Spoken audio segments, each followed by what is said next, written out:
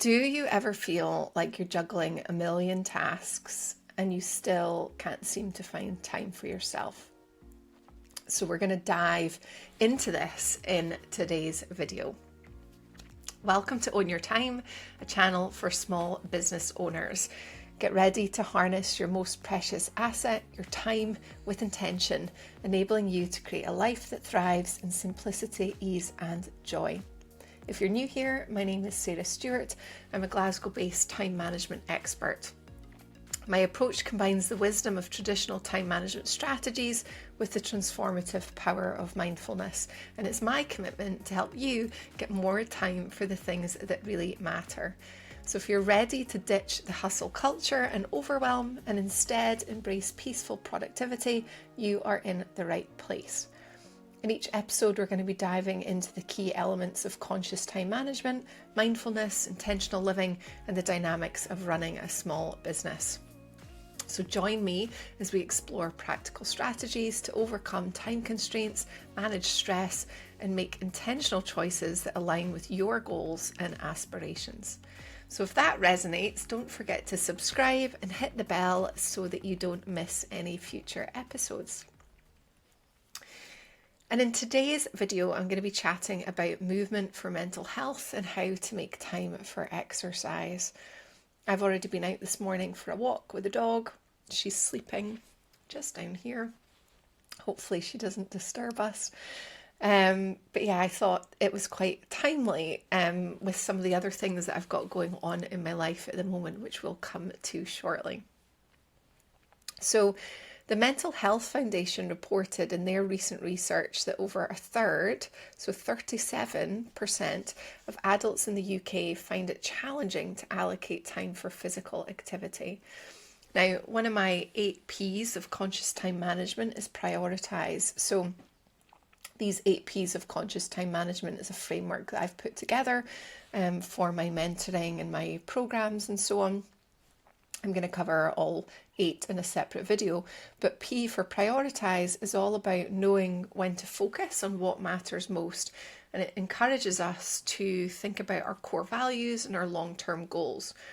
And when we know what truly matters to us, we can then make informed decisions about how to allocate not just our time but our energy. So as a chronically ill human, I've got Crohn's disease, if you're new around here. If you do want to watch the previous video, that's all about my story. I shared a little bit more there. But with that in mind, I've been placing a much higher priority on my health and well-being in the last few years. I'm also getting older. I might not look it. I get told I've got quite a baby face, but I'm now 43, so it was my birthday earlier this month. And I think I just have now this awareness that I want to be healthy into my later years. So like my longer term vision is to be able to be independent when I'm much older. And so I know to allow me to do that, that's something I need to work on now. So again, if you haven't watched the video all about my story, I lost my mum to cancer when I was a teenager, and she was 51 years old when she passed. But that said, her mother, so my gran, lived until she was 99 years old, and her mother, so my great-grandmother, was 97 when she passed away. So I think there are, genes for longevity within me. And so, if I am going to make it to that age, I want to make sure that, I've still got a good quality of life. So that's sort of one of my longer term visions. But my fitness journey also ties in with another one of the P's from my 8 P's of conscious time management, which is plate, which stands for or emphasizes mindful consumption. So being conscious of what we eat, drink and consume through media and technology. So it's not just like nutritionally, but it's thinking, holistically about what are we consuming. So what we eat, what we drink, and this sort of idea of like media and technology, that can all impact our energy levels and our focus. So a balanced diet along with limited caffeine, alcohol, screen time, that can all help us have more energy. And so, yeah, with that, I thought exploring making time to exercise might be a good topic for this video.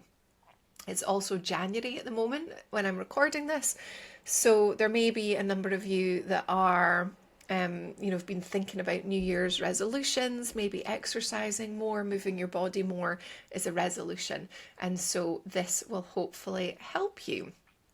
I have a cup of tea here that I'm just going to have a sip of. This is decaf though, so like I do stick to caffeine free when I can, because yeah, as I say, I've tried to like cut out a lot of caffeine from my diet. I do still eat chocolate now and then. Yeah, anyway. So why is this also timely for me? I am in the middle of training for High Rocks, which is coming to Glasgow in about 7 weeks' time. So if you haven't heard of it, High Rocks is an indoor fitness competition. It combines 8 1-kilometre runs with 8 functional workout stations.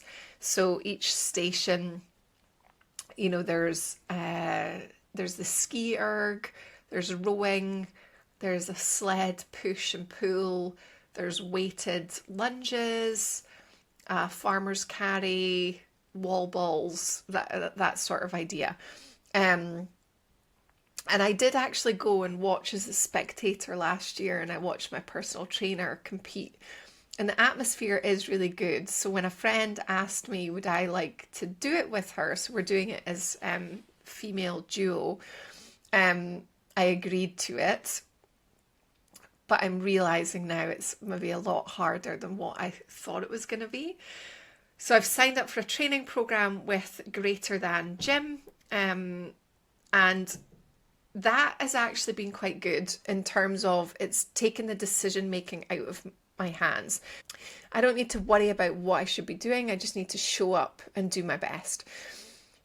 My first session was not great, I'm not going to lie. I took a wall ball to my face. My glasses went into my face. I bruised my nose. I've also managed to break my finger at boxing. I had done, I also go to small group PT boxing at a gym in Glasgow. And I'd done an hour of pad work with the group and the trainer. And then at the end, we were doing this like finisher thing. And I was doing a burpee. But like my arms were obviously so weak. My shoulder gave way and I like went over on my finger. And I actually heard it snap, this pinky finger. It was not nice. So that was a good, I don't know, 3 weeks ago, 4 weeks ago, something like that. I don't quite remember. But it was like purple and swollen. The swelling has now gone down, but it's still a little bit sore. Like it's taken a long time to sort of get my grip strength back, and I still don't think it's 100% yet. Anyway, and then more recently, on my birthday no less, I slipped on the stairs at the gym, and I have the biggest purple bruise on my bum. Like I landed on like my right hip. So my body is aching. And this training is like so different and so much more intense than what I'd anticipated. But I'm persevering and I know that I can do this. I think there's another learning in there around how important the mindset piece is. And that's maybe another topic for another video. I can like put that in the parking lot for another video. So I'm now running twice a week. And then I'm also going to strength and conditioning classes 3 to 4 times a week. Whereas up until recently, I was only doing boxing once a week and the occasional run. So I guess the question then becomes, how have I managed to fit this into what was already a full lifestyle?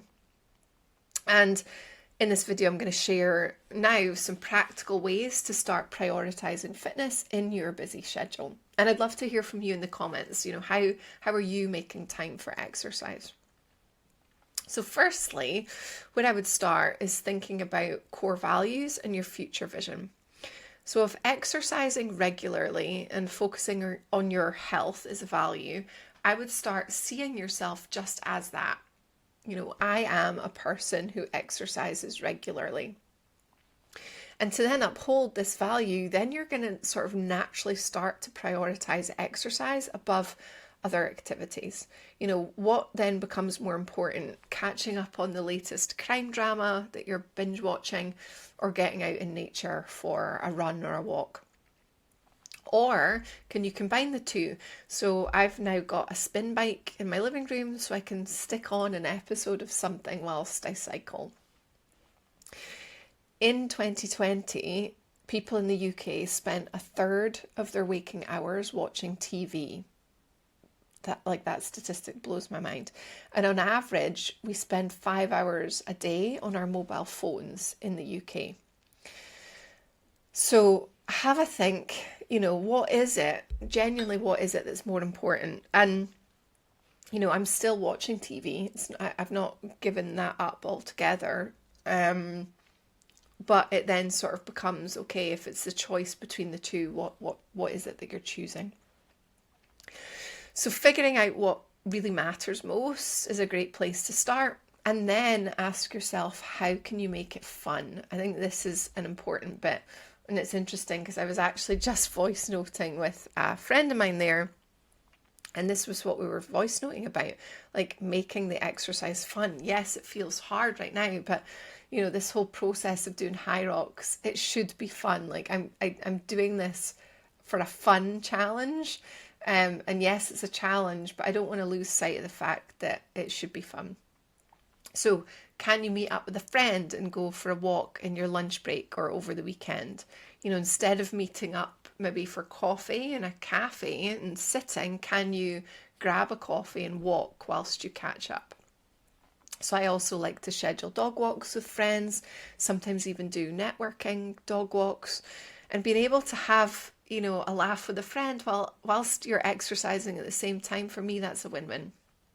And I also know that I love boxing, so I do not see that as a chore. Like, it's genuinely a highlight of my week getting to do pad work with the trainer. So think about what exercise lights you up and can you do more of it? And that might look like trying a new fitness class. Like, there are so many different ways to exercise. Like, there's loads of different classes and stuff out there. Like, do a little bit of research and see what's going on in your area, whether it's dancing or martial arts or like a weights group at the gym or whatever it might be. There are loads of things out there, so have a little explore and see what you can find. And then book the exercise into your schedule as a commitment to yourself. So I find that if I have an appointment scheduled, like booking an exercise class that I've paid for, or I'm meeting a friend for a walk, I will stick with that. Whereas if it was just a plan with myself, like scheduling 30 minutes to run over lunchtime, something invariably comes up and I postpone the exercise. But I do tend to find that having it in the calendar, I'm more likely to do it. But I'm even more likely to do it if there's that layer of accountability in there, in that I've paid to go to a class or I've committed to a friend that I'm going to meet them. So figure out whether just having the appointment with yourself alone is enough and get into that mindset of treating those appointments as you would a meeting with a client or, whatever it is. Or do you need that extra accountability, in which case, book to go to a class with a friend or a family member or whatever. Then I would also look at your week as a whole, not just the day. It might be tricky for you to exercise every morning, but, and I don't know if you will have heard of Laura Vanderkam. She is an American author in the time management and productivity space. But to quote Laura, she says 3 times a week is a habit. And so you don't need to exercise daily for it to count, So think about zooming out and looking at the week rather than just focusing in on the day. Like when I'm doing my planning, I definitely look at the week holistically rather than just thinking about the day to day.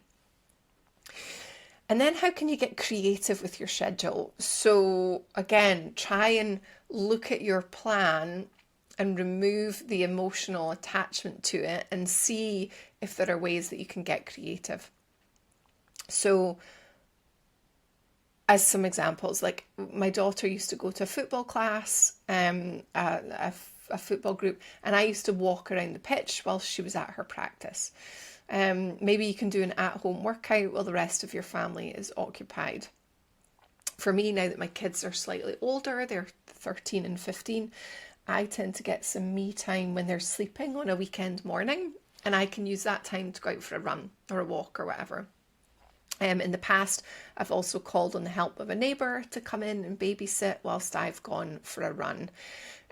Or, maybe you've got a supportive partner that will sort of take care of the household stuff whilst you go out and have some time for you. Then you can ask yourself, can you multitask? Now, multitasking is not really a thing, but you can layer tasks that aren't using the same part of your brain. So could you walk whilst listening to a work call? I now have got a treadmill, under desk treadmill that I can use. I probably still need to practice because I find it personally quite hard to do productive work whilst walking. So I find that I'm having to focus on my feet and what I'm doing there rather than what I would be doing on the laptop. But I can certainly walk whilst listening to a call. But if I'm having to like contribute or type or whatever, I can't be walking. But maybe with practice that will come. It might be that you can read your book while you're on a static bike, or, there are so many different ways that you can get creative with this stuff. One tactic that I used to use when I worked in an office, I actually ran my commute. So it was about just under 4 miles. And it was actually faster for me to run the 4 miles than what it was for me to drive through like rush hour traffic and find a parking spot at the other side. So I started to run. Now, I worked part-time, so I was running in and out, into work and home 3 days a week. I was super fit then, less so now. Really hope I can get back to that. But yeah, so I used to run the commute. And, maybe you can cycle or, and there's all sorts of different schemes now as well in terms of like getting access to equipment and things. So see if that's something that you could explore. Then you might want to think about your willpower. So most people will not struggle with willpower in the morning. So diets typically don't get broken at breakfast. It's more so in the evening when you're tired that you start like snacking on stuff from the kids' snack drawer. Maybe that's just me. So exercising in the morning might be the way to go if that sounds like you. And if you exercise first thing as well, it can give you a boost for the rest of the day. So with the training that I'm doing for High Rocks, actually the times of the classes fit really well with my current schedule. So that's another reason it's working so well. So yes, I'm having to get up much earlier in the morning. So 3 out of the 5 weekday mornings, I'm going to the gym for a 6 o'clock class. But I can get that done whilst the kids are still sleeping and then be home in time for waking them up for the school run. So it just works really well in that way. I am then sort of more tired come the evening and I'm probably going to bed a little bit earlier than I would normally, but that's okay. I'm okay with that. So see if you can adopt the mindset of a scientist and experiment, play, see what works for you, try different things and think about the lessons that you can take from them. So it's like, a continual process of iterating with your schedule to find something that's going to stick and then works for you. And we also want to make it easy. So if I get up in the morning and put on my running gear, I'm more likely to exercise than if I were to get dressed in regular clothes and then have to change later. Now, I'm lucky that I work from home and I can wear whatever I want. But when I was in the office, if I came home and sat down, I would be less likely to exercise compared to going to the gym on the way home or changing and just getting straight back out there. So again, think about and experiment and see what's going to work for you. But I certainly find once I am in motion, it's easier to keep the momentum going. And then I tend to find if I do sit down, that's when then it's much harder to get up and get going again. And then lastly, can you involve the family? So can you come up with an activity that involves everyone? I don't currently own a bike, but that's on my wish list. Like, I would love to be able to go out on outings with the kids. I'm hoping to maybe find a local dance class that I could go to with my daughter. And my daughter and I were actually doing kickboxing together for a while until the coach left the gym, sadly. And we also do tennis lessons each week as well. So that way you're having quality time with your family while still moving your body as well. Now that I've been exercising regularly for a while, I know that I feel better for it, mentally and physically. And that then as well sort of helps lean into that identity piece that we talked about at the start. It gives me more motivation to stick with it. So for homework, I'll leave you with a question. What matters most to you in this season of your life? And have a think about that. Maybe do some free-form journaling in a notebook, see what comes up. And I'm going to share more about our values in the next video as well. So do come back and have a watch of that too. And if you're wondering about how to fit fitness into your week, my free time audit workbook can help you identify these hidden pockets of time. And you can grab it at the link in the show notes. So thank you so much for joining me for this video. Next time, as I say, we're going to talk about core values, so do come back for that. And if you enjoyed today's video, I would love for you to subscribe to my channel and leave a little comment as well. Hearing from you really does make my day. It's so appreciated as I get this endeavour off the ground. Get access to my free time audit workbook. I'll put the link in the show notes. It's on my website, sarahstewart.co.uk. And then you can connect with me on social media for additional resources, community engagement and updates. Okay, until next time, bye for now.